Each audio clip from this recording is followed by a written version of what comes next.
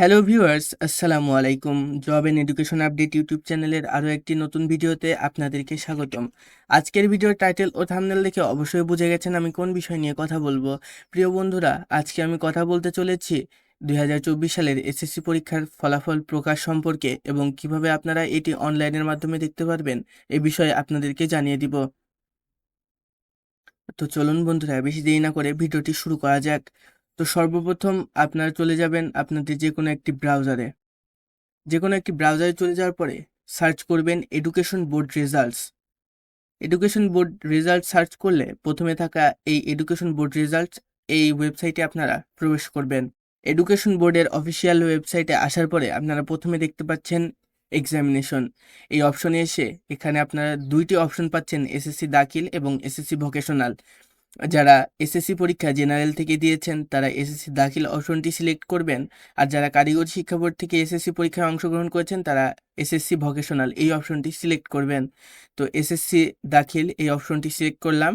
এখানে দিবেন 2024 সাল বোর্ড, আপনারা যে যে বোর্ড থেকে পরীক্ষায় অংশগ্রহণ করেছেন সেই বোর্ড।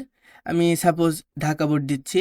আপনাদের এখানে রোল নম্বর দিতে হবে 6 সংখ্যার, তারপরে এখানে রেজিস্ট্রেশন নম্বরটি দিতে হবে।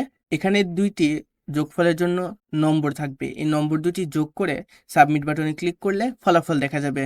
শুধুমাত্র যে এই একটি ওয়েবসাইট রয়েছে ফলাফল দেখার তা নয়, এডুকেশন বোর্ড রেজাল্টস লিখে সার্চ করলে মোটামুটি আপনারা 3টি ওয়েবসাইট পাবেন যেটার মাধ্যমে ফলাফল দেখা সহজ হবে। প্রথমে রয়েছে এডুকেশন বোর্ড রেজাল্টস, তারপরে রয়েছে এডুকেশন বোর্ড বাংলাদেশ, আর তারপরে রয়েছে education board results of Bangladesh. এই 3টি ওয়েবসাইটের ফলাফল দেখার নিয়ম সেম। তো আপনারা এখানে প্রবেশ করার পরে, আর প্রিয় বন্ধুরা আপনাদেরকে আরেকটি বিষয় এখানে জানিয়ে দিই, ইবোর্ড রেজাল্টস এই ওয়েবসাইটে শুধুমাত্র জেনারেল থেকে যারা এসএসসি পরীক্ষায় অংশগ্রহণ করেছেন তারাই শুধু ফলাফল দেখতে পারবেন, কারণ ভোকেশনালের ফলাফল এখানে প্রকাশ করা হয় না। তো আপনারা একই অপশনে ক্লিক করে প্রথমে এসএসসি দাখিল এই অপশনে ক্লিক করবেন, 2024 সাল সিলেক্ট করবেন। এখানে নেম অফ বোর্ডস, এটা এখান থেকে আপনাদের বোর্ড চয়েস করবেন। টাইপ অফ রেজাল্ট, কি টাইপের ফলাফল আপনি দেখতে চাচ্ছেন, ইন্ডিভিজুয়াল এই অপশনটি ক্লিক করবেন।